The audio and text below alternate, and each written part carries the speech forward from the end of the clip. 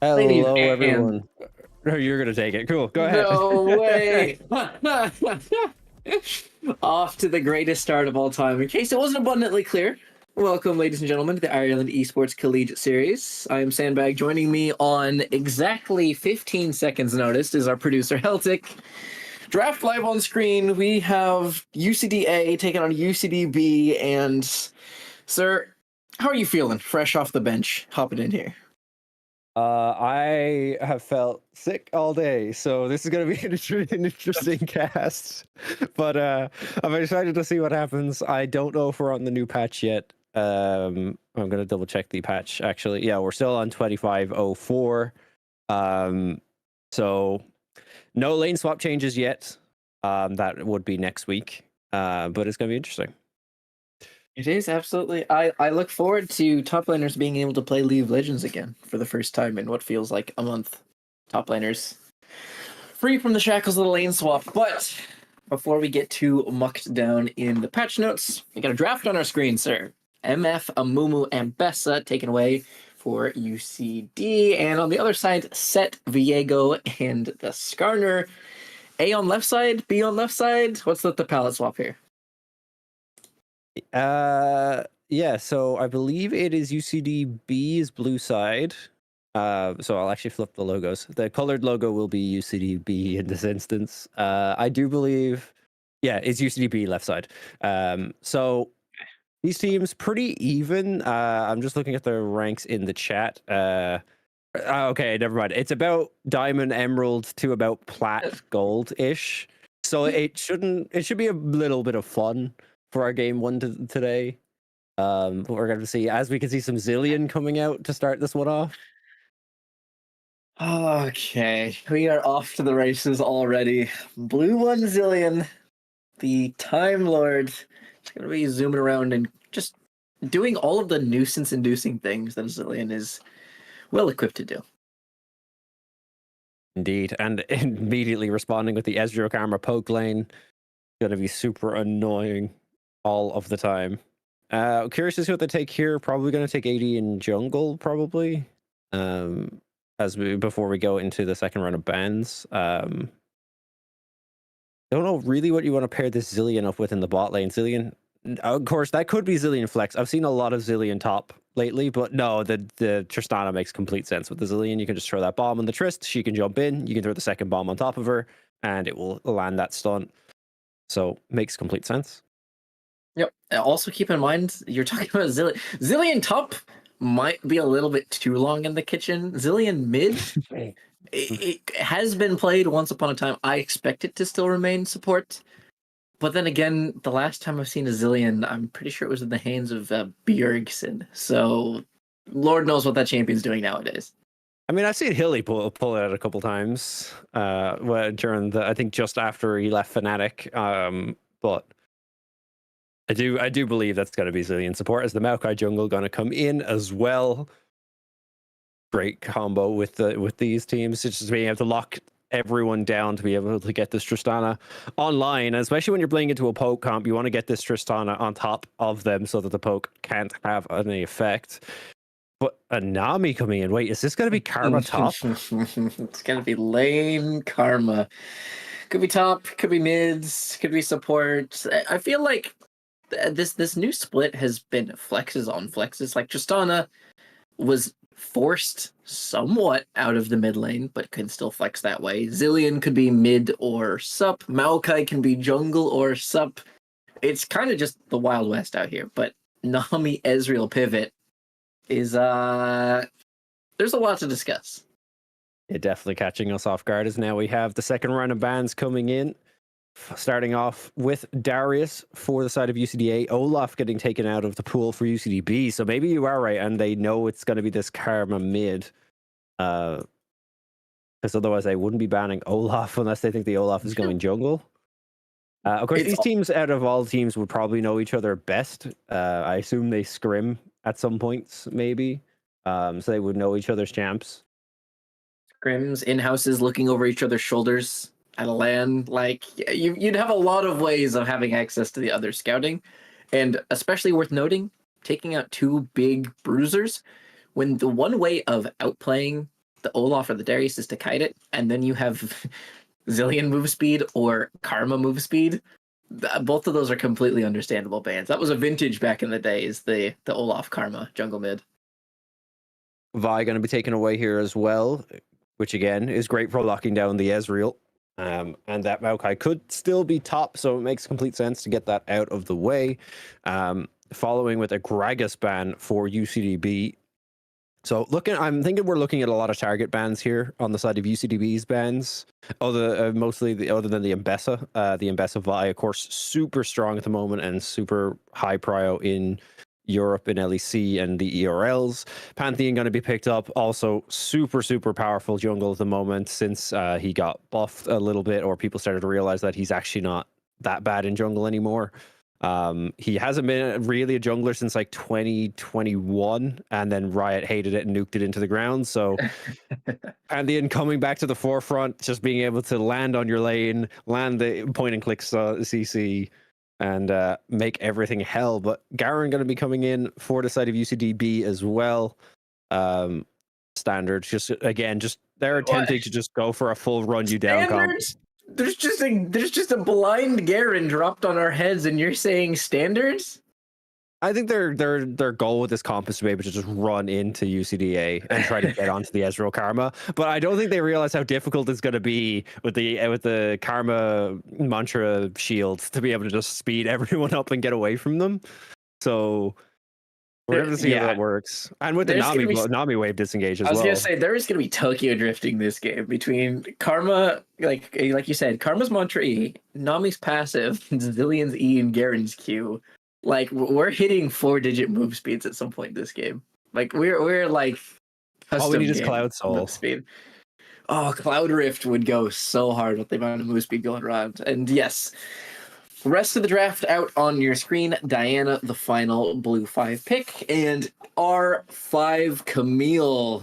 This is so much damage between Pantheon Camille on the top side that Tristana or not, you are going to be heavily relying on your Zillion to bail you out. Yeah, that's the great part with Zillion, is that when they do try to attempt to run at UCD A, they have that Zillion respawn available to be able to try keep the fight going if it doesn't go their way. And of course, that Maokai ult is also massive, so just trying to catch as many members as possible. It's definitely going to be a difficult game for them, because they definitely UCD have drafted into keep away comp, into a complete just run you down comp. So it's going to be very interesting to see. Yes, but also Camille Pantheon is not exactly any slouch when it comes to diving in. Like you said, dropping that Comet Spear, dropping that Grain Starfall, and just flying into backlines. I see a world in which we just pull a bit of a switcheroo where both the backlines just trade places, trying to launch into the others. Yeah. What do you think about Camille into Garen right now? Just out of curiosity. I think that the meme of Camille's combo being hook shot, wall dive, tactical sweep, and then get the passive auto off, and then you're trying to kite away to get your Q2 in, versus Garen QER is very applicable here. Sure, you can hop in and you can stun, you can try and space, but he will just stat you. And if he ever gets a lead, he will absolutely run away with it. So I would tend to lean Garen in terms of ease of execution. But that said, Camille still has tools, but it will definitely be a bit of a skill check on the part of the red side top laner to try and keep away here. And to my knowledge, Talcum Powder Top plays a large volume of Garen recently. So this was something that they prepped perhaps for this very moment. And it's not even like we've been seeing it all over the place lately as well, especially with Fearless coming in for like the LEC and all of the other major regions, getting ready for First Strike, right? First Strike, yes. Or First Stand, yeah, whatever it's called. First Stand, yeah. Sorry. We've seen it in the Fnatic series against BDS. We had a Relevant playing the Garen in that game that they Fnatic barely won out in game one. Adam, of course, still spamming it all of the time. Like, it is really strong. Garen is really strong at the moment. And especially with the new changes to boots, obviously getting even more move speed on Garen is just more and more obnoxious. So not surprised to see it come out, especially, yeah. And it's, like you said, it's also an ease of execution thing. I think when you're going against players that are generally better than you, higher rank, you want as many like comfort factors as possible to just play your champ, play the champ, get in there, try to get a solo kill, try to have your jungle come top and help you out. Like, just try to do something. Like, you just have to make it as easy for yourself as possible. Yeah, it exactly. It streamlines things. You have the ability to, okay, we're fighting now. Maokai, press your R key. Diana, press your R key. Garen, press your R key. And somebody's dying. Like, surely between all of those tools, there's no absorption here for the UCD AC team. So someone will actually have to eat the Maokai ultimate. Sure, Pantheon does have his E, perhaps, but this is not a Sejuani. This is not an Ornn. You're still going to be jumped on by the rest of the members, and it's only a matter of, can you continue to kite back? As you said, Lurch forwards versus Ezreal, Karma, Nami, they were wanting to pull a bit more space between the two. Yeah, we're just going to throw to a quick break while we get into the game, just reading out the rest of the spectator delay. We should only just be a minute, but don't go anywhere, and we'll be into our game number 1 very shortly.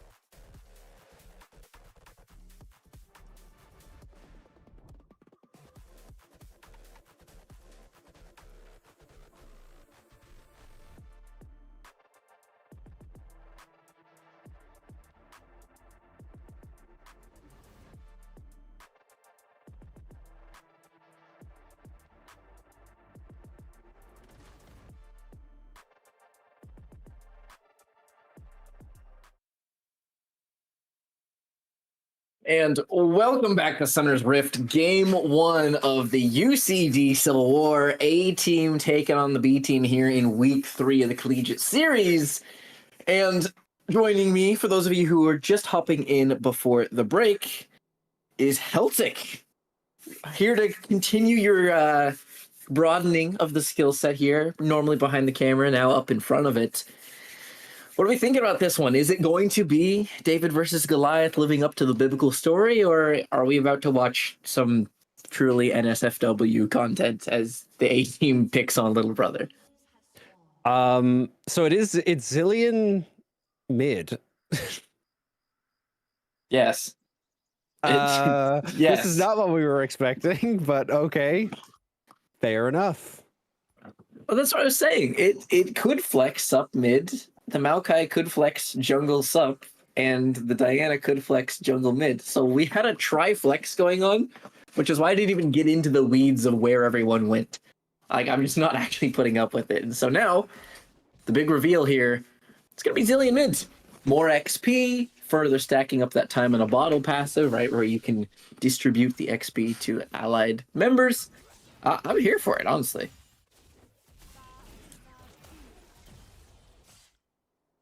The issue you run into, though, and as you're seeing on your screen, you've got exactly one damaging spell. And Old Man Zillion's auto attack, it does feel like you're actually an old man throwing clocks. That thing takes minutes to come out. So last hitting is truly a disturbing experience.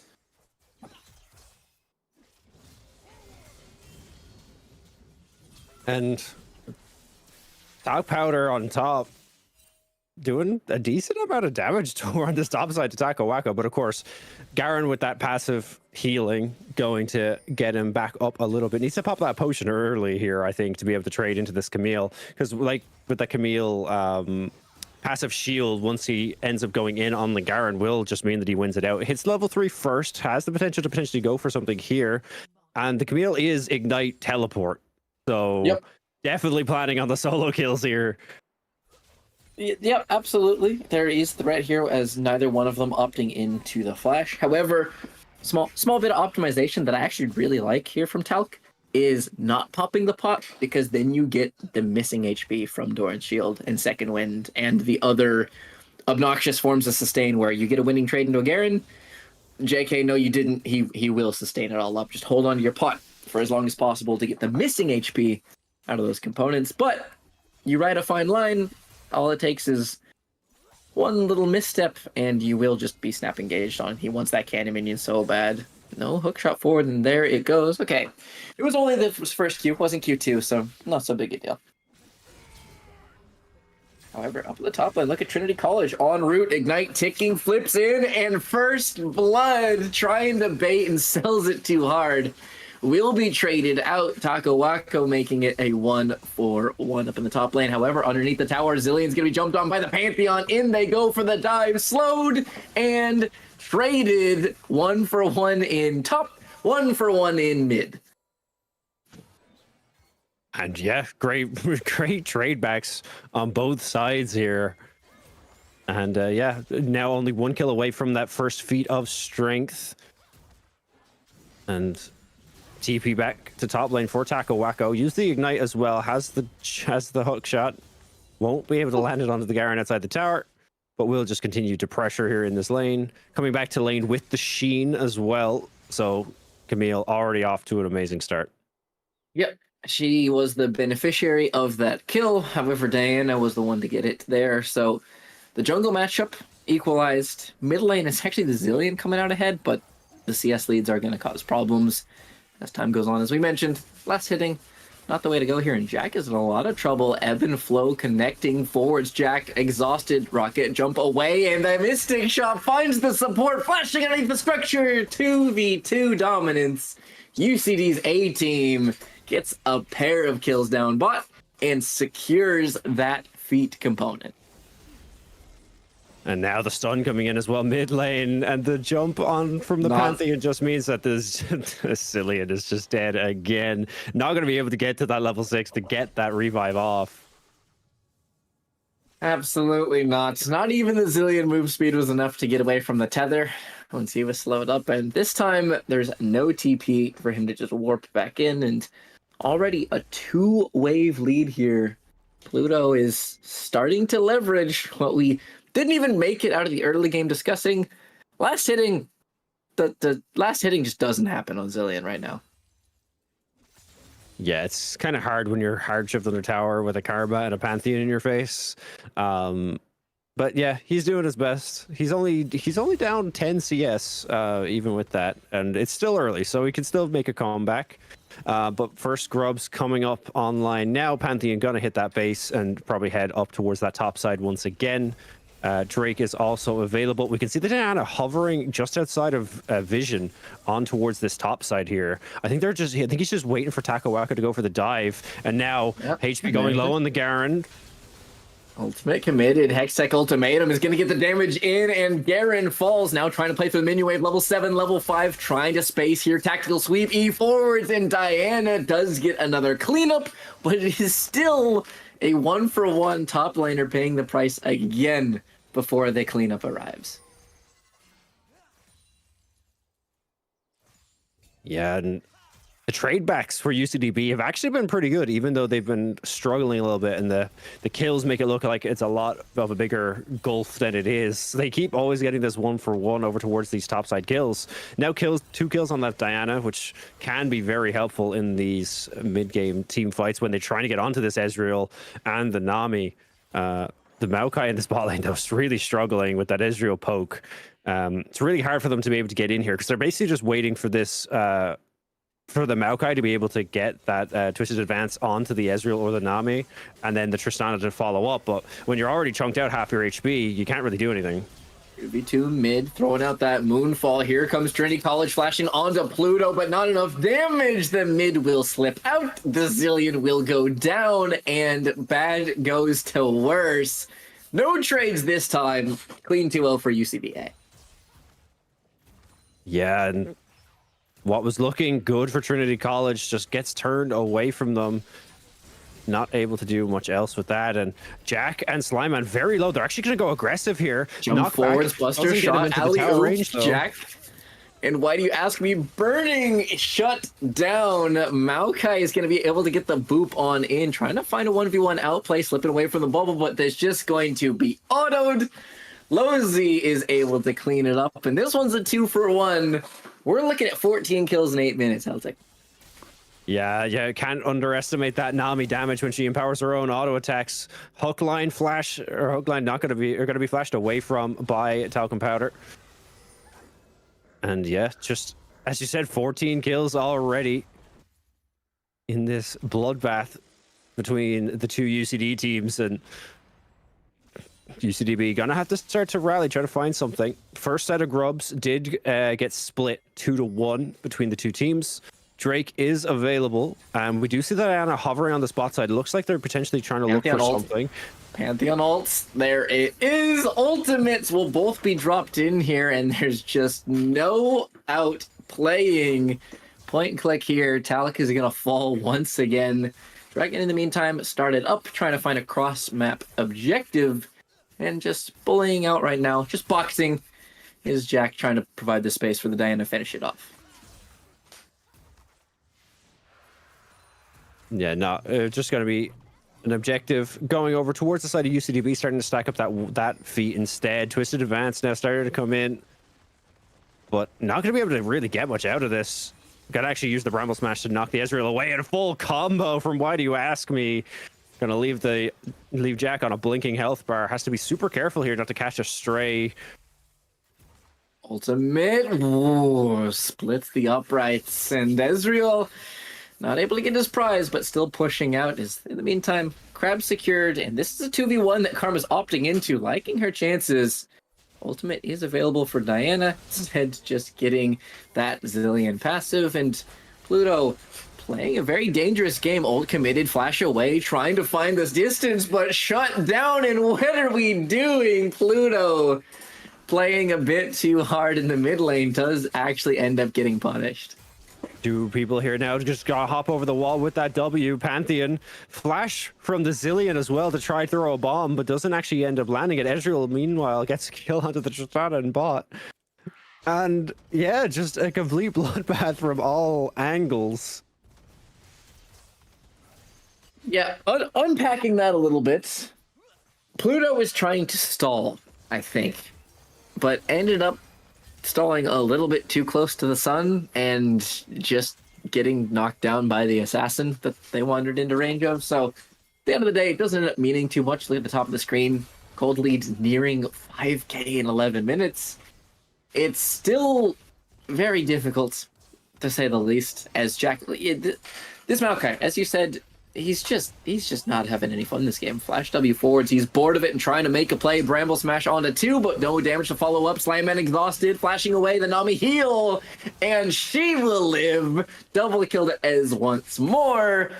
And if you're Maokai, you're kicking yourself for not getting that sum off before you go down. Meanwhile, up in the top lane, trying to find some sort of cover. Trinity College, ultimate committed, immune, and knocked down. Feel like I've said this one once or twice. It's gonna be a 1-for-1 in the top lane, sir. And that bot tower now down to 1 remaining plate. Ezreal should be able to take that with ease. And that's going to be the feats completed for the side of UCD A. Those upgraded boots, of course, going to help them so much when they eventually have to run away from this Garen and the Twisted Advance. But Jack going to drop the ultimate. Ezreal has no mana here, but does have the cleanse, going to pop it. And the flash as well, so committing both summoners. Tristana is trying to catch him here. Has an 100 gold shutdown, but has to get close enough to be able to catch him. And Jack stalls for long enough to actually make it happen. Kill finally going over to the Tristana. When you spend everything, but there's still yet more CC. You cleanse one, shift one, you flash one, and there's still a fourth bit of CC. Meanwhile, up in the river, String the Best is going to find himself in a 2v1. Double bomb landing, pulled back in. E immune only by a second as Demacia will claim the life of the aspect of Targon. Pantheon drops to the Garen ult and off screen. I'm thinking it's a dive. Lozy finds the off-screen outplay. That surely not. Yeah, lives on 1 HP. And somehow, that's the second time in 5 minutes Lozy has lived on 1 HP. And Talc gonna get jumped on by the Camille once again, a level down. But Pluto getting caught out again in this mid lane. Oh, try force damage. That was Camille Q2 doing, I believe it was a little over 400 HP of the Garen's health bar. And he will be visiting the spawn platform once more. Elsewhere, there is Jack continuing to right-click the Ezreal. Not in range, unfortunately, for his W, so it'll just be a quick on step out. And 2 quick succession structures here. UCD A continues to extend their lead. Yeah, 50 CS lead, 60 CS lead in this top side now. Both bot tier 1 and top tier 1 gonna be taken away. Drake now coming up in 30 seconds, and if I was UCDA, I want to start working on these objectives. Is the one thing that they've been falling a little bit behind on. They actually managed to give over 3 grubs to the side of UCDB, so it's not all lost. Even with the grub burn nerfs, those 3 grubs still can help you get back into the games when you can actually hit the towers. Trinity College is here to cover. Slime Man and Jack just have to be super careful. Ultimates are available here. Collapse comes through. Tristan is able to buffer out with that rocket jump, but Maokai not so fortunate. He throws out the ultimate to disengage. Does snag up the backline here as the Zillion ult is in time, and they get their group on. 1-man ult, 2-man double bomb. They begin to stack as Tristana jumps forwards, Buster Shot, but not enough damage. Lives on 1, does Pluto. Taku Wako, in the meantime, is just eviscerating backlines.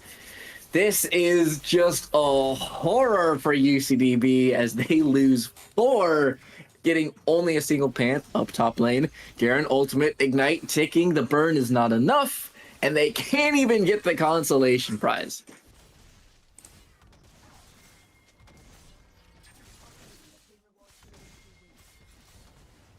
And now bot tier 2 going to be taken out by Taco Wako as well. Gold towards this top side, and the TB back towards top to cover his own tower. Oh, this Camille is going to be strong. Yeah, even before you flipped over to the gold here, I was looking at 74 to 124. 50 CS lead in 15 minutes is breakneck pace. Now add the structures, now add the kills, now add the assists.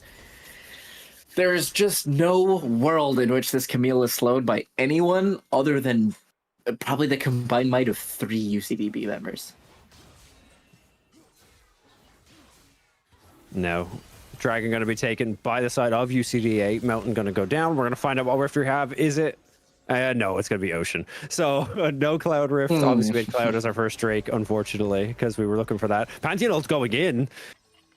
Onto the words of the backline. I don't know if he thought that Trinity College was sitting in that bush. He's now in no man's land. Has to regroup with his team, but no one really going to be able to find him here. Maokai actually going to go in with the cleanse onto the Ezreal. Why do you ask me? Jumping forward, Slime Man flashing away for the Mystic Shot and does get the outplay. Meanwhile, traded off screen. Zillion's going to fall, making her 1-for-1. Diana lurking. Here comes String the Best to try and collapse up top lane. This is not a fight, but an execution. Not getting the slow, but nothing left to be done. Takawako unstoppable, and the disengage in the jungle makes it just more top lane supremacy. And time for me to introduce our final TriCast member. Zathos has joined the party. How you doing today, Zath? Okay, how is everybody? Let me explain. I'm a little ill. No excuses. I should have been here. How is everybody? Oh, I'm ill too, don't worry. Oh, no. The thing is, I slept 15 hours yesterday. I'm coming in today. I just woke up. It's not about me, though. Talk to me about the game. Get me hyped up for it. Oh, we've had a Camille gapping a Garen in top lane and doing his thing. We've had a Diana who's been actually managing to get kills back onto the Camille after they go in a bit too deep, but the gold lead now up to 7k. Looks like they're gonna go for an engage here in mid though. Trinity College, EQ forwards, 2-man ultimate into the backlines. They go exhaust popped. Maokai ultimate will not have enough distance. As Ezreal ult flies past my window, they are able to disengage in the mid lane, 2v4 and sides. I haven't gotten any better, unfortunately. I mean, Celtic, at least I can tell that Sandbag's ready. He's good on this cast. But when I'm looking at both these team comps, I've just seen Bjergsen in the mid lane, bringing up Brazilian. With the team comps, if I didn't see 25 kills to 11, I do actually kind of like the Zillion mid in towards the Karma. But the problem is you kind of want somebody to be that front line to just constantly run in. And then sure, Garen can do that for the team. You're against like a Nami with crowd control to get rid of. You've got the Ezreal as well. And because of that, it's really hard for UCD B to play. No. Maokai. This tree is soon to be chopped. As the ultimatum yanks him back over the wall. Elsewhere on screen, Garen and Karma doing wild amounts of damage to each other. I think I watched that health bar move, because it's just going to be a bit of a slap box down bot lane. Yeah, now they've now switched the Garen into the Karma, and Taco Wacko and Slime Man actually getting a nice combo off, but it doesn't matter. The Pantheon point-to-click CC is going to make it enough. I was just imagining Australia's coming out from either the Zillion or the Karma and just make it where the enemy team is just physically not able to touch you. But with how this game is going, it's a 9,000 gold lead in 20 minutes. I feel like Garen's saying it all here. 9,500. Yeah, Hulk having a rough time into the Karma. In all honesty. My point is more that it's continuing to balloon. They do not seem to be slowing it down here. As there it goes. Flipped on over to 10k, and String the Best in a whole lot of trouble, though. 4 Wolves descend, and they get one back, cutting the lead to 15 kills instead of 16. They're closing the distance. I mean, they got the Ezreal. He has no mana and no cleanse here, no flash either, so they may have tried to find an Arcane Shift goes forward, but Slime Man rejoining this fight. Ezreal's a lot more mobile than Anami, though, and this is Lozy in a whole host of trouble once again. The donation to Tristana, as she is shut down for an extra 500 gold.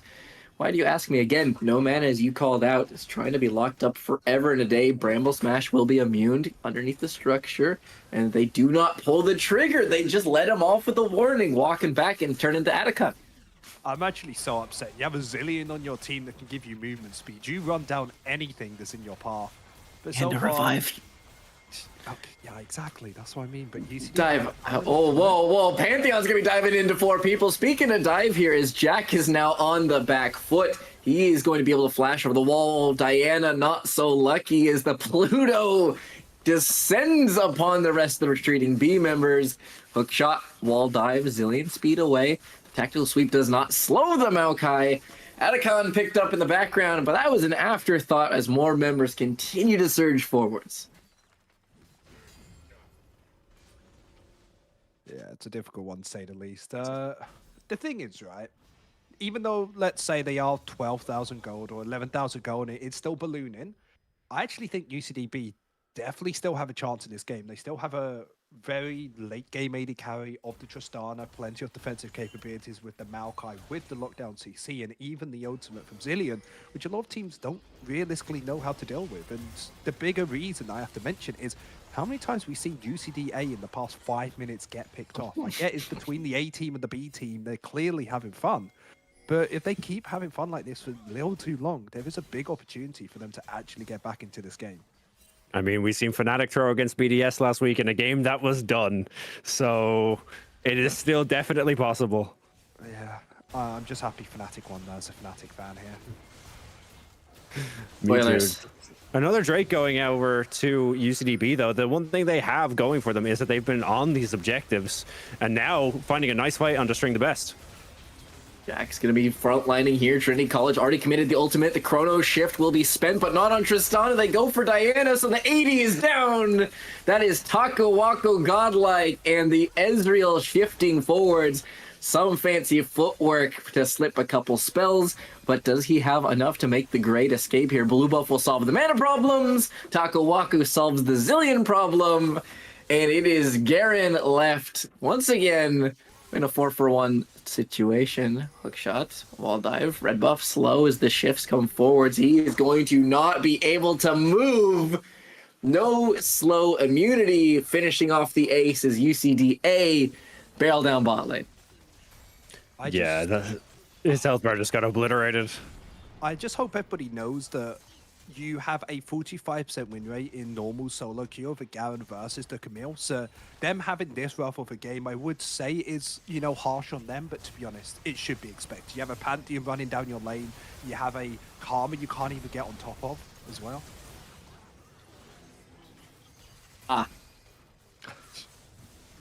That's it. That's all. That was the sum total of the fight put up by Slime Man against this Camille. That is, and then it was over.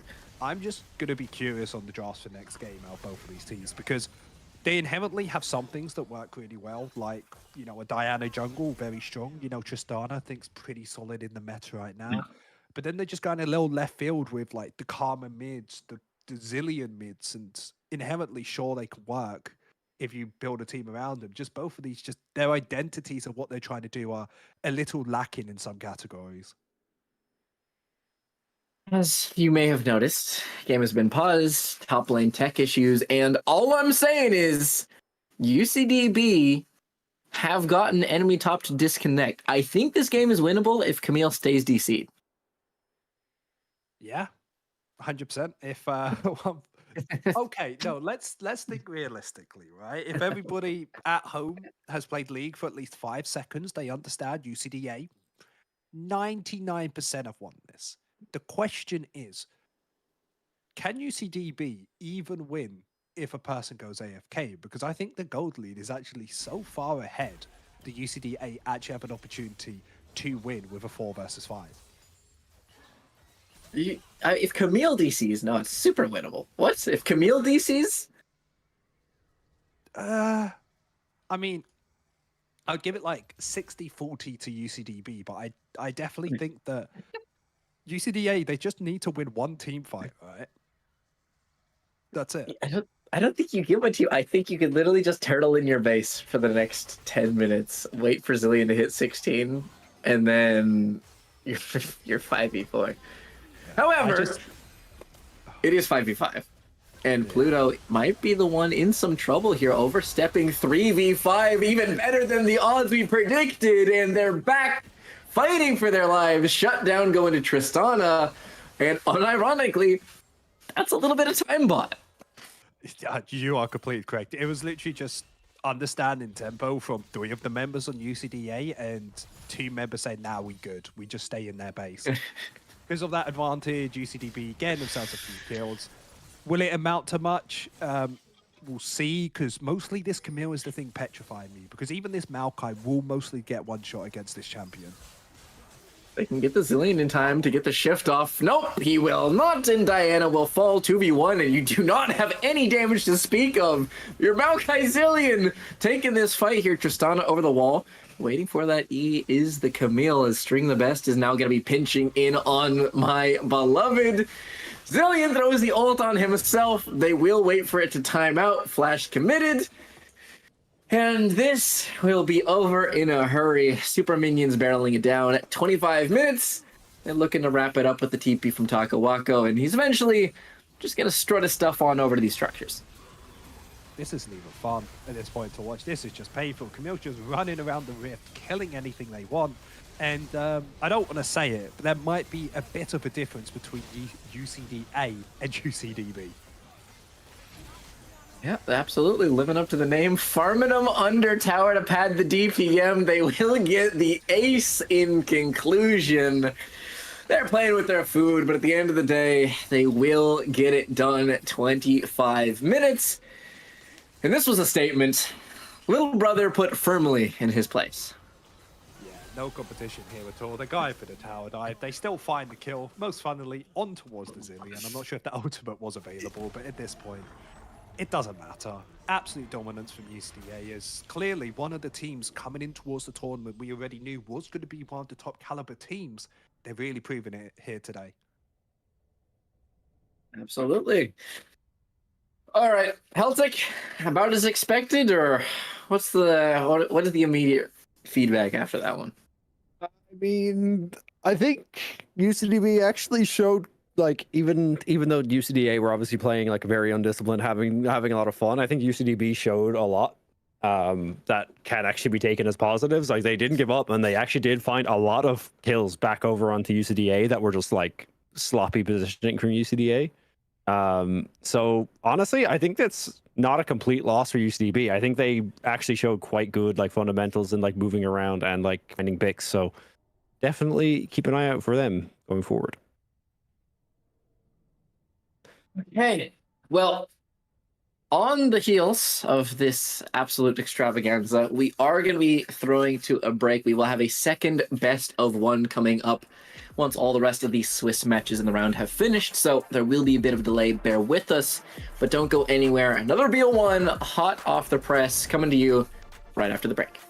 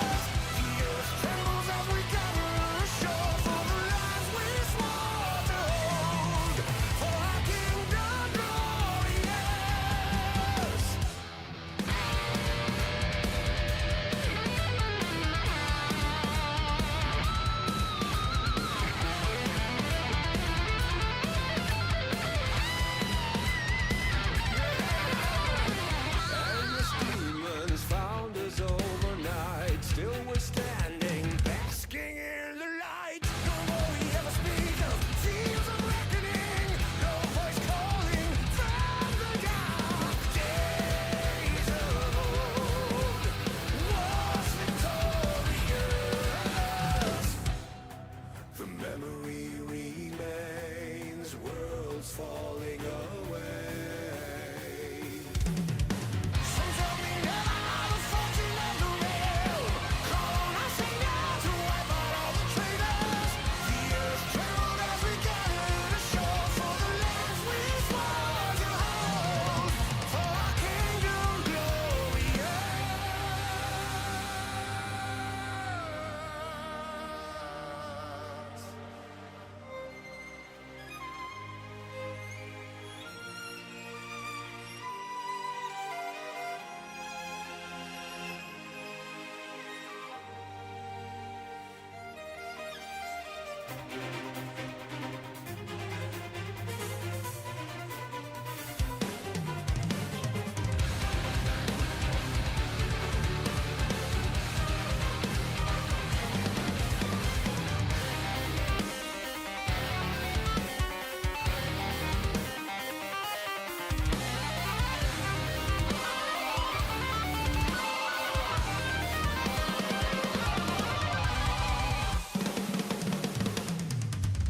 Some tell me now the fortune of the realm. Call on us now to wipe out the traitors. The earth trembles as we gather ashore for the lands we swear to hold. For our kingdom glorious.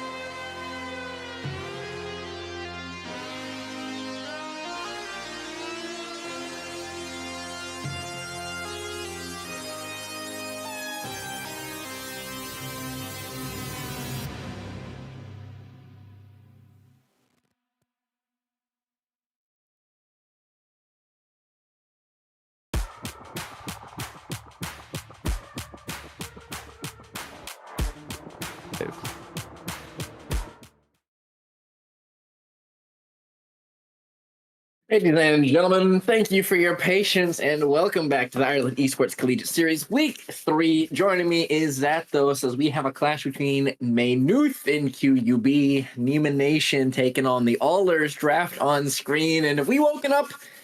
We ready to go? Yeah. Still a little bit ill, but that won't affect my enjoyment of League of Legends. Of course, Manif Matthias versus QB Esports. I probably butchered your name. I'm English. I'm ill. My apologies. QB Esports already got 3 teams on the bat. Should be a closer game than last game. Jinx is going to be that first pick, has the high priority in the bot lane. Usually see maybe Ashe as a counter, Caitlyn could be super well, or even that Varus. Yeah, some priority AD picks here. I'm completely one-shot by the way that you pronounce martyrs. I'm going to be honest with you. It's... Okay, no, to me, I was just like, okay, so it's Mar, and then it's Martyrs. I don't know. Yeah, because like I don't know. Whatever. It doesn't matter. Does it? Anyway, Pantheon locked in. Champion flexible towards top, mid, jungle, everywhere but ADC apparently. So that's going to get locked in with the flexibility. Draven as well.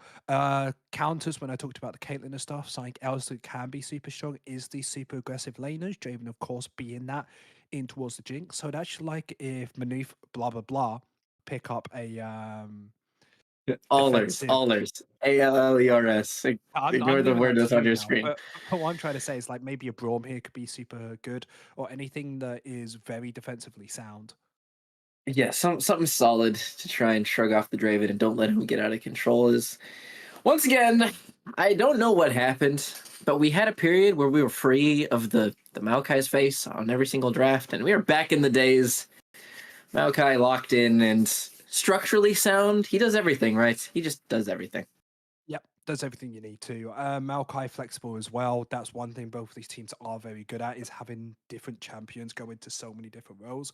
Especially with QUB, a team that has absolutely insane players in their roster that will play anything, anywhere. Like you'd even see a Draven top lane at some point. But Zach as well locked in. That does kind of make me want to think that this is towards the jungle, but we will have to see as it can go towards the top side as well. I absolutely love the hover of the Lilia pick, and I'm happy it's in. As yes, Jinx can do a lot of damage in this team fight, but if Jinx isn't able to free fire onto the Lilia and we get towards 2 or 3 items, Lilia is absolutely going to be destroying Zac and Maokai in these team fights. Yeah, as a Zac enthusiast myself, my heart sank a little bit seeing the Lilia lock in. You cannot hit anything. Telegraphed spells versus a champion who can sprint around you, dance around it like a hat. It's just a nightmare to pick through. Point and click out of Maokai though, typically favoring Lily, right? Isn't that some of the counters? It's the Maokai, it's the Vi to try and point and click and lock them down. So I would usually agree with you. It just depends if this Maokai is in any other lane than the jungle role. Because in the team fight, yes, Maokai is amazing, but Maokai doesn't have the clear speed that Lilia does. So there's a big opportunity where you can flame Horizon someone. They have 100 CS, you have 200 just by the way Lilia is playing it. So we'll have to see if QB is able to use that advantage to get themselves a bigger lead. And more importantly, can Maynooth make a way where they put the Maokai and Zac in different lanes, and then they actually have a jungler that can either match the Lilia or try to go for that hard invade, like you said with that Vi? Yeah, it would be a real curveball if Crimsic was just slamming that, considering there's been no top Zac preparation. There's maybe some, I mean, he's called the secret weapon for a reason, right? Maybe there is something hidden up the sleeve, but I'm expecting it to be jungle. As we see another pile of bans start to slot into place, Volibear Diana here for the QUB, as we have the Camille and Aatrox, 2 premier top laners, taken away with a Yasuo hover. I don't believe it personally. Now, we are usually not allowed to be baited by these picks and bans, but Yasuo would be pretty solid in towards the Maokai and Zac. And especially because of that wind wall as well. We talked about Lilia, how is she going to be able to survive if they are locked down with the point and click CC? With the wind wall, Jinx isn't able to deal damage, gives Lilia the amount of time to get moving, and more importantly, if that wind wall stays up for slightly too long, Draven can burst somebody out of this Pantheon. So QB in a fantastic position this game, so we have to see if Maynooth has any answers for this, because honestly, I think QUB could maybe pick an Alistar to help with the engage. Gragas could be super strong for this team, or to be honest, I think you just slam a Malphite in this game.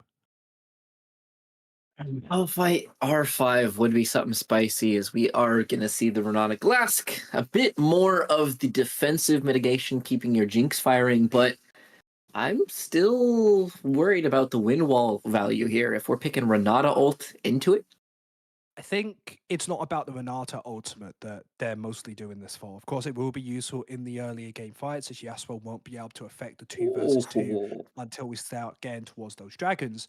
As the Echo locked in, massive fan, amazing in towards that Yasuo, of course. Yasuo ever tries to jump in, you just burst him out, run away out to safety. And same with the Pantheon, never has that burst damage to stop you from finding the ultimate finish. But let's see what QUB want to end this out. Actually, like, I guess AP makes more sense. I usually love Lilia to be the only AP, but when you're going probably against the Zac or Maokai, Mordekaiser's completely fine. And more importantly, if this Jinx ever becomes a massive issue in these team fights, you say, nah, you good. You bring them to Brazil, the rest of your team just wins the team fight. yep, trying to split it into a 4v4 and a 1v1. And I want to circle back just a moment here for the allocation. You got a Zac and you got a Maokai. Both can top, both can jungle. What, if you're here drafting for the Maynooth side, what's the orientation you're preferring? Ooh, it's definitely difficult because you have Zac, Maokai, and Echo that can go in completely different lanes. I think that all of them will be losing towards the top side. Maybe if you want to get your Jinx super far ahead, I think you put Maokai up top lane because you could survive Mordecai. So Zac gives you easier go buttons from longer range against the Pantheon and Draven. And then if you're able to hit the first form of CC, you have the trap on top. And you definitely see ways of Maynooth to try and win this. But the big thing comes down to QUB, even if they don't win the early game, they still have very great scaling with the Lilia and the Yasuo later on. But so does Maynooth. So if this goes towards the late game, I think it will be that mechanical skill of can they play an incredible front to back team fighting comp, having Jinx being able to free fire and not letting Yasuo get so much value with that wind wall, or is QUB just going to be able to outplay them? Maybe Pantheon ultimate from behind, Mordekaiser sending one of them over to Brazil, or maybe Lilia finding that five-man sleep. Yeah, I feel like there is definitely one big linchpin in this entire game, and those would be the 80 carry matchups. A Draven cash-in versus a Jinx reset. Get excited versus the League of Draven. That can be the linchpin to really power the rest of these members, but there's threat onto backlines, so the backlines means that much more. Okay, Sam, I did think of one thing. Maokai might be a little bit better against the Mordekaiser, but Zac can't go towards the jungle, of course, because of the spinning axes or the standard side, the E that he has. Whenever Zac tries to jump in, you can completely cancel it, which means that it's going to be practically impossible to gank the spot lane. And even if they are able to fight it with the Maokai instead, I'm still pretty concerned with the amount of damage Draven and Pantheon has early into the game. There's actually a big opportunity for maybe an outplay in 2 versus 3, or even if they don't find the outplay and they survive, that does give just more time for this Lilia to keep ramping up and keep scaling into this game. And just continuing to chew through those camps, right? Every time that you try and step foot in a lane as this Zac, as you're saying yourself, it's a tough one to try and find side lanes. Jumping into a Mord post 6 sucks. Jumping into a Draven post, well, level 3 sucks. And Yasuo is pretty impossible to nail down. So yes, sure, Zac is the early game champ. He's going to find his engages. He's going to find some sort of activity. But this is going to be difficult to find options. Yeah, it really will be difficult because when I'm looking at both of these team comps, it's hard to say because in the Irish Collegiate Series, you want to have simplicity, and that's what Maynooth have. But I feel like QEB are more comfortable in their champions. You don't randomly pick a Lily, a Yasuo, or even a Draven if you aren't fully comfortable on it. And I know that if Maynooth tried to focus down, let's say, the Lilia and burst them out, that just gives space for every single member. And we've seen G2 be fantastic at this last season, where they had triple threats, maybe quad threats. This one is a 5-threat team. You got to start questioning, does Maynooth have enough to deal with it? And personally, for me so far, if Jinx doesn't find a massive lead or Echo is able to one-shot somebody, QB in a very good chance to win this game. I would say so. I also want to get a little bit more info here on this Echo, a champ we haven't seen for a while. And when we did, he was mostly allocated in that jungle position. So lane Echo once more. Bit of return here, maybe inspired by the Arcane events. Yeah, definitely. If nobody's seen Arcane, his just his visuals at the end was absolutely phenomenal, and he's gonna have to be that cool in this game to be able to carry. Now, the benefit with Echo is whenever you're able to go in with the Zac and Maokai, if it ever goes wrong, you're not the one who's gonna have to die for it. You can use that ultimate to get yourself out to safety. But the big thing is you do get pushed in by the Yasuo early on, but there does come a point into the game where if you have a bit of CC on top, you can combo it with your W, CC someone up, and you have a lot of burst damage at that 2 or 3 items. So when I'm looking at every member of QUB, Pantheon, if he doesn't have his E available, and everybody else except for the Mordekaiser can be one-shot by Echo at 2 or 3 items. Will he have the damage when he needs it in these early game team fights? I don't think so. And that's the big concern, because I don't think my Noof have enough in the early game to survive till the late game where this Echo can maybe one-shot the Draven, create the space you need for the Jinx. And even if this Echo does become such a huge powerhouse, you can always just take him away to keep your Draven and everyone else alive with the Mordekaiser out. Absolutely. He can be whisked away.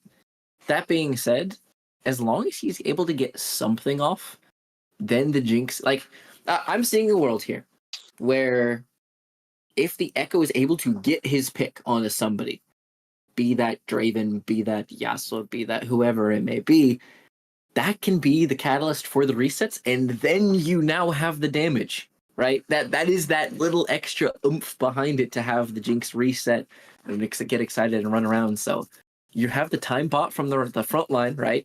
Zac, Maokai, Renata. You have that first go button, that catalyst, even if Zac can't be that thanks to the Draven. Echo gets a pick, Jinx gets rolling. I don't hate it quite as much as it's sounding.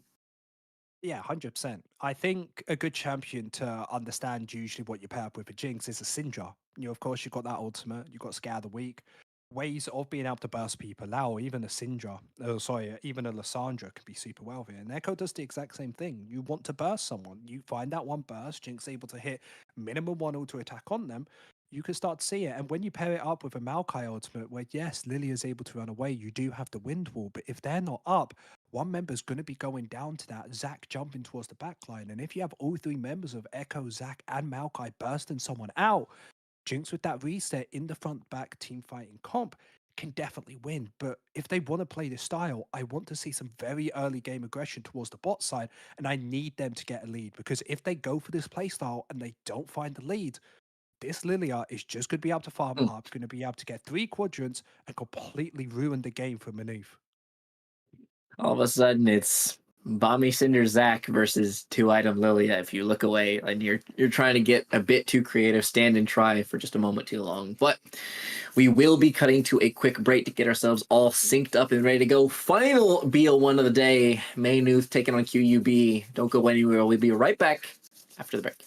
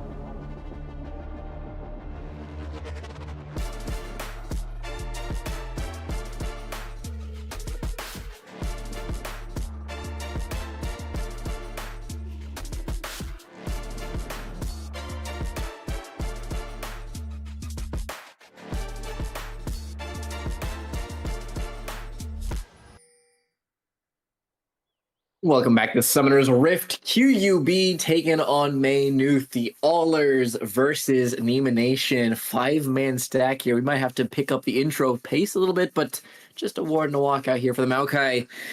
Zath, last game of the day. What we got left in the tank, boss? Well, I mean, it's only halfway through the day for me. Remember, I wasn't here fully for that first game. One thing I am a little bit upset about is that ward not fully being in that bush. It inherently will do nothing in the grand scheme of things. But me, as a color caster, always makes me a bit upset. But ward getting placed by the QUB lot makes very much sense, able to spot out where the enemy jungler is. But more importantly, Hoof Sniffer on the Zac was able to place a ward down on the enemy blue buff as well. So both teams are going to notice where they're going to be.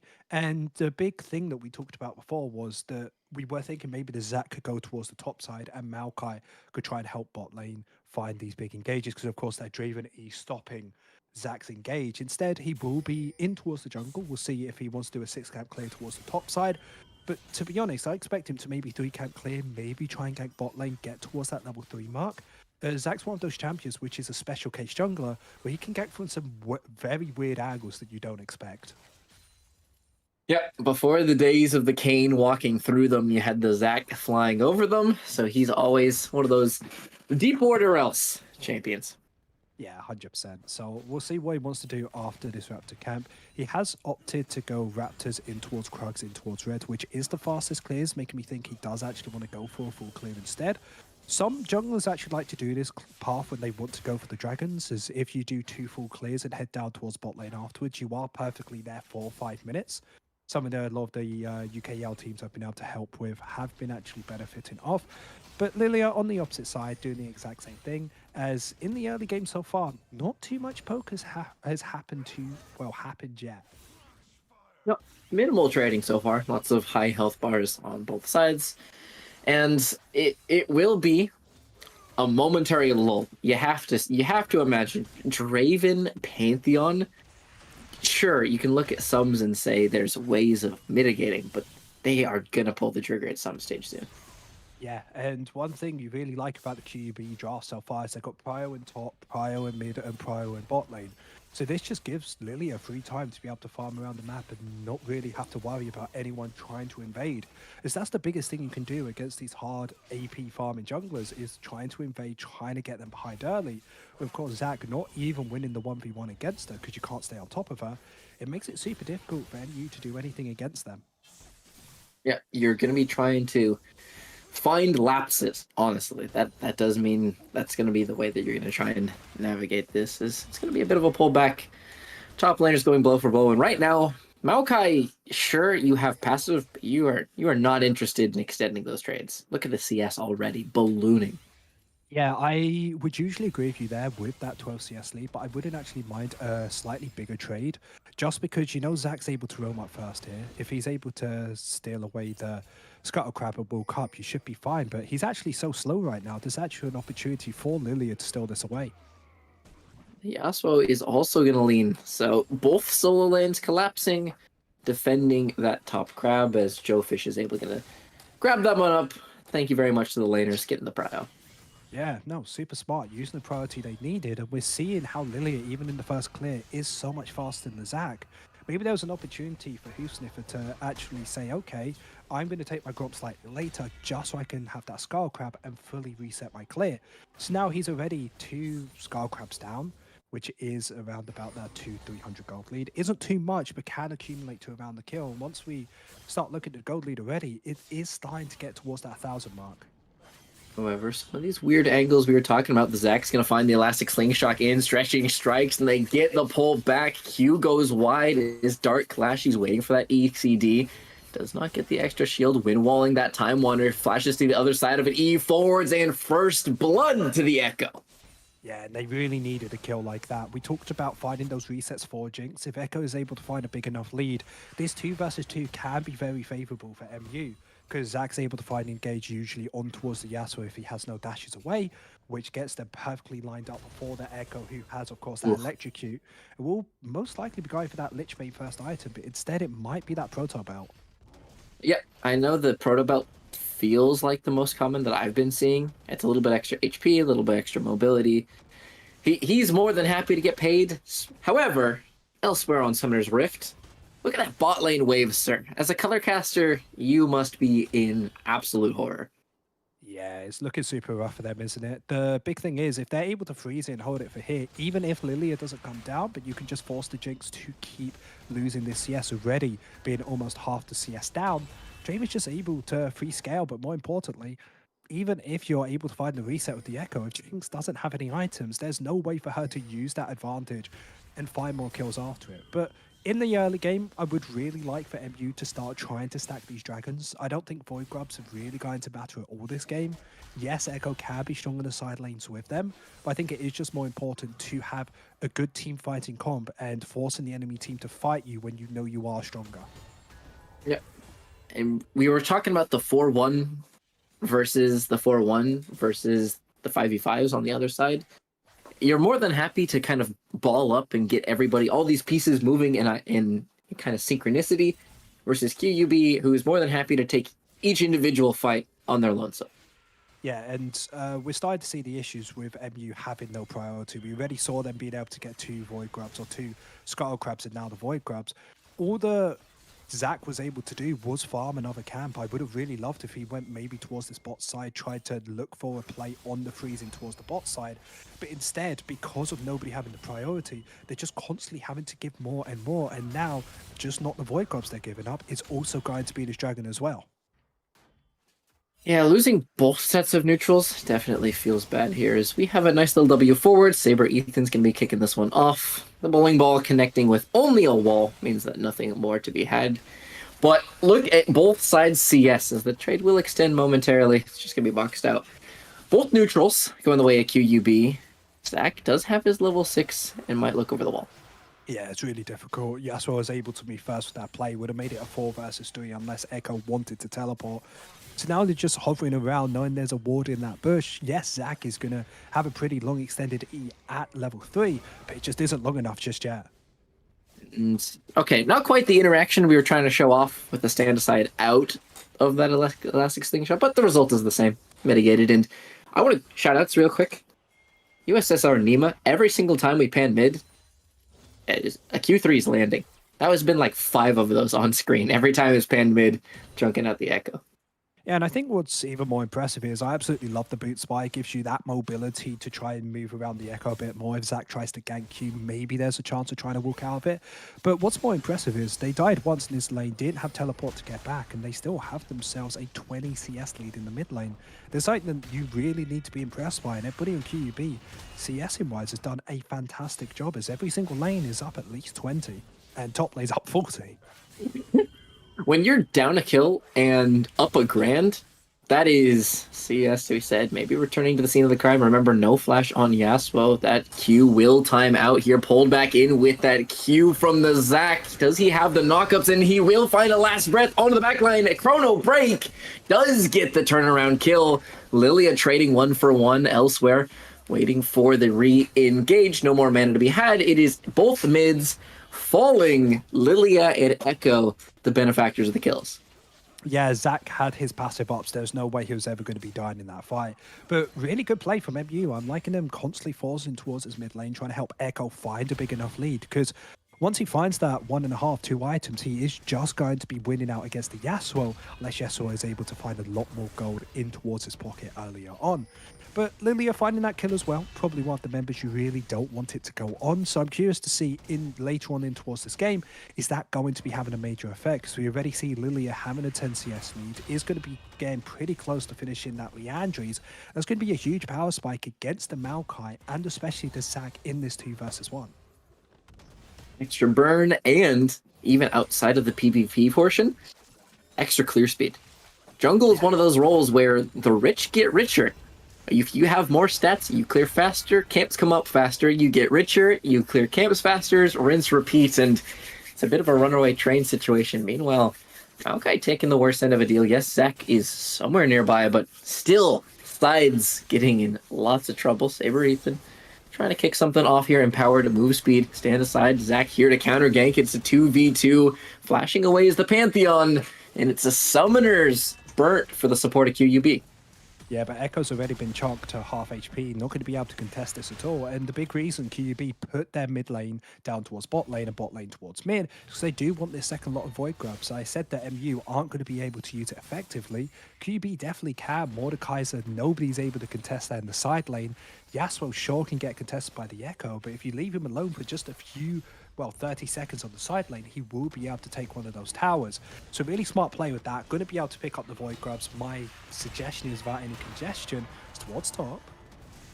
Flash away. Ultimate has been committed. Flash Q and very nice mechanics. Matamars picking up the solo kill top lane as the wave dies horribly. Yeah, and you could tell his hesitation on it because he knew that if he flashed and queued, he was 100% going to get spotted and Maokai was going to flash away from it. But knowing that if he queues then flashed afterwards, there was just no outplay. Maokai didn't know it was coming, so he is going to die for it. Also going to get themselves the Void Grubs as well. And the gold lead has got up towards that 2,500. And even though MU are still in this game, the big concern is Jinx towards the spot lane hasn't really had any assistance just yet.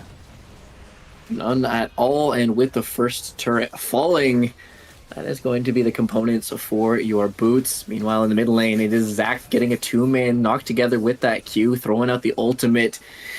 Let's bounce, he says. As Saber Ethan agrees and dips from that. Matamars, meanwhile, up in the top lane, does find his way through another W rotation. The heals are massive for this champion thanks to that Conqueror double W combo.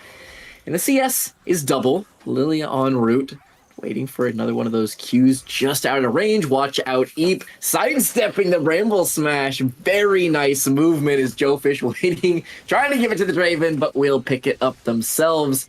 Maokai falling a second time this game. Yeah, it would have been super solid to give it over. Draven this whole game has done really well in the CS as bot lane. Oh, very important handshake to knock him out. However, it is still Grand Star fall. Ultimate committed from Renata and the sum as well from Jinx. That was a bit of a miscommunication and very costly for the tools of the bot lane for MU. Yeah, I absolutely love the handshake there. The problem is I actually don't think it would have mattered because, of course, they had the Renata Glask ultimate as well. They did still have summoners up with the flash and the barrier onto Iridan. But now both of their summoners are down. This dragon is completely free. So that Pantheon coming down for just a second has given themselves so much priority. And now we're starting to see the issues with, yes, you built a team comp that's very strong late game. You have great tools of being able to help the Jinx find the reset. You have plenty of frontline. But when you're against a team that is fully aggressive in the early game and you're not able to split the map and do things on the opposite side, QUB are just completely running away with this as this gold lead's become even bigger at that 5,000 gold mark. Absolutely continues to get more and more and more gold on the right-hand side of your screen. CS has not improved whatsoever as they do try to find a look on a Matamars. Ultimate for this Mordekaiser is available and he can throw it out at whatever point he wants. It's the support who has been chosen, the support who falls. Waiting for that W shield. Matamars in a 1v3, waiting for that passive tick. Jinx running for her life. E just out of range. Throwing out a zap, and it is not quite the massive outplay. Still gets one, but it is yet another 1-for-1 trade up top. Now, would you believe me if tower plates were still available with that fight happening towards the bot lane? That's how aggressive this early game has been. And how big of a lead this Mordekaiser has, as Mordekaiser almost 1v4'd in that situation as mids. Sidestepping the Zac. Doesn't even do him the courtesy of spending a spell. Just very casually slips out of the way. Hits him with a bowling ball on the way out. Yeah, and you have to just think about a way back into the game as another pick here. A face check, not throwing out that lilting lullaby. Does not consider the prize worth it to spend that Lilia ultimate. The Void Grubs are, or sorry, the Rift Herald will be up in the next minute or so, meaning that the ultimate wouldn't be available, so maybe that was the reason for it. Or more importantly, they still need to get this bot lane tower, so having that wilted lullaby does give a lot of pressure to just be able to control their enemy jungle and just kind of do what you want. Zac does secure his Krugs, cold comforts, to be sure here, as Joe Fish is just going to hustle his way on out. And just once again, checking with the scoreboard. Nice little W from this Echo. Will get a trade of half Kelko's health, or he's going to try and lifesteal backwards. Zach over the wall, committing the Renata ultimate, who is eventually going to peter out. It is Zach down, popped into his passive top-hand side of your screen. Joefish, Q, ult, gets a pair so far underneath the structure, trying to be peeled by the Maokai, and he does do it. Renata down, but the Maokai keeping his mid alive. Yeah, trying to get themselves out to safety, might be able to. W forward, Saber Ethan's gonna eat a tower shot and fall as he is executed. Matamar is just tanking him left, right, and center. The heat up is disregarded. They will continue to march their way on into the base. This is looking tough already. Not even 16 minutes into the game. Yeah, no, it was super close actually for MU to find a kill there, find the resound towards the Jinx. But that fight started because Echo found a decent engage on towards the Draven Gorham to half HP, and then Zach engaged onto the rest of QUB on the right-hand side to create a bit more space for Echo to find the 1v1 against the Pantheon. But because of his E stopping all the damage, Echo had to ult backwards, run himself out to safety, and Zach sacrificed himself for nothing. And that is even more important with that E from the Pantheon, is when he went back in, he tried to look for the Jinx as well. As Jinx tried to find the kill onto him, he pressed the E again, only dying towards that tower shot, not finding that reset. So QUB losing absolutely nothing for the play MU did, which should have worked out in their favor. Should. It's doing a lot of heavy lifting in that sentence. And should, unfortunately, to draw your attention, I'm going to keep harping on it. I was doing a quick bit of mental math there. The CS lead, we broke the Flame Horizon cumulatively. Does that count? No, it doesn't. I will not allow it unless one player is getting absolutely diffed. As another play towards top. They will continue to jump on this Yasuo. He has been the target of so much Maynooth ire. Jinx got paid. Does it change anything? Honestly, probably not. They might be able to get themselves the Rift held at least because of the bounties already being up. It would be great to maybe place it towards the top side if you can get 2 towers from it afterwards. It could be great, but QUB, very strong in this game. They could just look for a 4v5. TPs are both channeled 3k HP on Shelly. Can they find their engage? It is just run from the top laner. Matamar stating his presence into the back of the pit. Zach's going to miss with that Q. Wait for the blooms here. Maybe the Jinx resets and it is going to be sniped away by the jungler from Maynooth. They turn it with the engage. This is the moment they were looking for. It is only Matamar's left. The move speed will be pulled on in here. W shield is huge, but gets burnt all the same. Maynooth turned this game back. Yeah, and they never needed to go for that play. They knew that the Yasuo has the Ignite. No way of joining, even if he joined back up or got back from the Death Realm. They should have just let Mordekaiser find that bot lane tower and not trying to contest MU. But people knowing their advantages, they should be able to get this mid lane tower. Maybe even look for the Yasuo as well. They will get that Chrono Break backwards, resetting the HP. Here comes the Whirling Death, Eat out of the way of, but here comes Nima, buffering through it, ulted and smited down. USSR Nima gets his opposite laner. The Echo ult spent, nothing left in the tank, and they will avenge the play from topside. Yeah, Dragon being up in 15 seconds, dying there on the Echo doesn't mean they have to give this up for free. Jinx towards the top side, still with those bounties available, getting themselves another tower. And we talk about how do they get themselves back into the game is by getting Jinx these kills. Now has 4 of them, 2 items as well. And with how MU are playing, they're clearly saying, okay, we can't fight this Dragon. We're not going to be able to get there in time. Let's go towards the top side, see if we can maybe pick off this Mordekaiser. If not, we can happily scale because the gold lead was over 5,000, closer to 10 before that big fight. Now it's only at that 3,000 gold mark. It's a massive transfusion. It felt like the game was slipping further and further and further, and yet that was a massive step back into the game, and a win con, however dim, is beginning to bloom here from Maynooth's side. Well, I don't think it's dim anymore. It definitely has some light in its pocket, definitely weighs back in towards this game. Echo has completed his first 2 items, so it's going to be very strong at trying to burst out somebody on towards the enemy team. And this is really the big benefit. If Echo has the damage to try and burst somebody out, Jinx finds that reset, they're going to be able to take over these team fights, because now it's forcing QUB to hard focus these Jinx in the fight. And how do you truly get onto them? Pantheon Flash W, sure, maybe an ultimate towards the backline, but except for that, there's not really anything. Okay, he's going to try and walk it out so far. The wave will not be cut in time. Maokai ultimate thrown out, traded for Mata's very own big sap magic proc, but the two solos are going to mop it up. He flashes away, but he's only buying time for the team to walk up the river. There's no objective. Summoner in vain here for Crisis. MU tried their hardest to try and look for a play there, tried to look at Lilia, tried to look at Pantheon, but it was just too little too late. Echo's going to have to force their teleport down here. And we talked about this 1-3-1, the 4-1 that QUB can handle. And nobody's able to contest this Mordekaiser. Even the Echo, sure, will be able to survive in death realm because of your own ultimate. But after that, you'll have to be forced to find that reset. So QUB, with these 6 Void Grubs in the pocket, they can never really have to take a fight with these 3 dragons. They say, okay, your Jinx is super strong, sure, but we'll just play in the side lanes, have Mordekaiser down bot lane, as you see, have Yasuo up top lane, and if one of them ever gets contested, the other one can just take the full base. Full base taken structures, and we are perilously close to the vaunted, valued Flame Horizon. 2 creeps for this Mordekaiser, and we have hit it. That is the state of sidelines.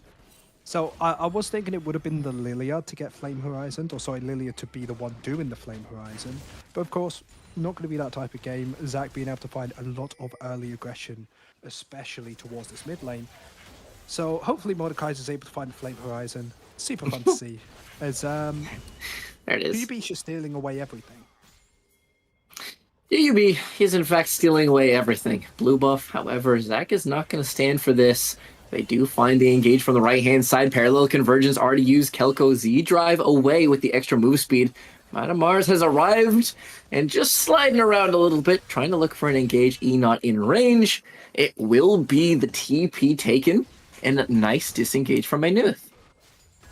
Yeah, going to be able to get themselves out to safety. No real contention. Atakan will be the major objective up for the next 2 minutes until the Dragon. Cloud Soul would be definitely beneficial to them, but Atakan, I think, will be the biggest one. I'm not sure if it is going to be the GA or instead going to be a little bit more XP. However, one way or another, Maynooth are not willing to give it. However, Mars is walking forward, flash, ult, and they find their engage on the spot. QSS barrier on in. Here comes the rest of the pile in. 2-man Zach E, but the AD carry is down. Traded with the Pantheon so far. 4v4, Kelko on the top of your screen, trying to put the axes in. Joe Fish has the burn, and he's cutting through the rest of Maynooth like a hot knife through butter. They get 3, drop 1, and move their way back up to the Zadakan. Yeah, Jinx played it very smartly, flashing straight away, putting the E down so Mordekaiser wasn't able to follow up and deal the damage. The only problem was MU wasn't able to build a big enough wall between the Mordekaiser and the rest of the team with the Jinx. Because of that, they lose the team fights, they burst out afterwards, and the Atakan has been given over to QUB. MU get a mid lane tower, very smart to be able to grab something, but QUB very clearly in the front seat, and this is all down to their Mordekaiser. Mordekaiser absolutely wrecking house in this game, and with 40 seconds left until Soul, no one can deal with the Iron Revenant right now, and you're not even going to be in position to go for this Drake if you look to deal with him. Yeah, 100%. You have 30 seconds. There is a chance of killing this again there, but they have to be quick. He's got withdrawals. Keep in mind that this isn't even a kill to be a kill. This is a kill to send him back to base temporarily. Him backwards, but now, remember, 13 seconds, and your Zach is all alone in his jungle. His is a relative term. Yeah, 100%. Not even his jungle anymore. The thing is, they do have enough time to get here if they instantly rush it, but with Renato already backing away, I think they've clearly said, okay, it's just a Cloud Soul. Doesn't give them any extra damage. There is just still an opportunity to farm into the game. My only question is, has anyone ever played against Cloud Soul Lilia? So Lilia, Cloud Soul Mord, he presses his R key. The one solution to Juggernauts is supposed to be just kite them forehead. What happens when he presses his R on you and then hops in his Ferrari and sprints at your backline? Then what? I don't think there's any outplay to that, in all honesty. I think you are completely out of it. Maybe Echo towards the side lane can do something, but you can already see Yasuo's just outscaling him. And the ult, nice sidestep on that Q3, but the auto attacks are going to begin to rain over the wall, Eing. Flash Q and a very nice flip on over. That is going to be a solo kill mid v mid. Zach on the flank here, but remember, withdraw still available. Trying to find the stretching strike soon to come. Two-man E ulted in, and here comes the Mordekaiser. That's the move speed put to great use. And this is going to be QUB marching their way on in with all those extra stats. Passive popped. Zach falls, and Nima continues to kick the door down bot. Yeah, nobody's able to kill the Mordekaiser except for the Jinx, but if Jinx is ever in range, you just get ulted by the Mordekaiser and you die yourself. So MU's in such a tricky position where they just can't win any of these team fights, and they're forced to take them as they know the ban will be taken if they don't. And because they lost the team fight, the ban gets taken, they get bot lane tower, they get top lane tower of the Mordekaiser as well. And this game went from becoming pretty close with those shutdowns going over to MU to now completely winning for the QB side again. Yeah, there was a glimmer. I believe the word that I used was a dim win con, and this is getting darker and darker and darker as time passes. I think the light might be out pretty soon. The wick on the candle, it's not looking too good. But QB now got their Baron in hand. They can go for a 1-3-1. Probably would be the smartest idea. Mordekaiser on the side lane.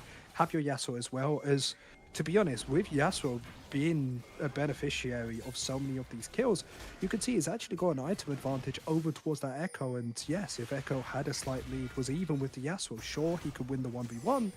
Just a bit of an issue when you don't. A little convergence not taken here. Thinking better of that engage. Zach over the wall, though, is trying to find his way on in. Can he get the auto off for the pullback slam together? It is up to Jinx to provide the damage. Wind wall absorbing the brunt of it so far. Exhaust popped. E forwards 2v3. They make mincemeat of the MU trio. Triple kill to the Yasuo, and that's about all she wrote. Maybe Echo's something left to say. Chrono Break gets one, but he is traded out swiftly. Chris can only watch the rest of the base get crunched in front of him. Ace completed, and in 27 minutes, QUB kicked down the door with the Baron buff and wrapped this one up.